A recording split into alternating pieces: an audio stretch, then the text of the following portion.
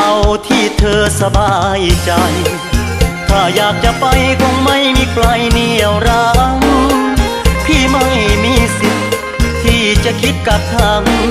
เมื่อมีความหวังข้างหน้าถ้าดีก็ไปดูแลทำทุกอย่างแล้วเพื่อเจ้ายังมีเขาดีกว่านี้อีกใช่ไหมเอาโลดลาเอาที่สบายใจไปสาไปน้องลาเจ้าจงไปดีถ้าอยู่ด้วยกันมันทรมานบ่มีความหวานบ่มีความสุขเป็นทุกทั้งปีอ้ายยอมหลีกทางเปิดใจให้เจ้าเต็มที่แต่ยังจำสิ่งดีๆที่เคยมีต่อกันมานาน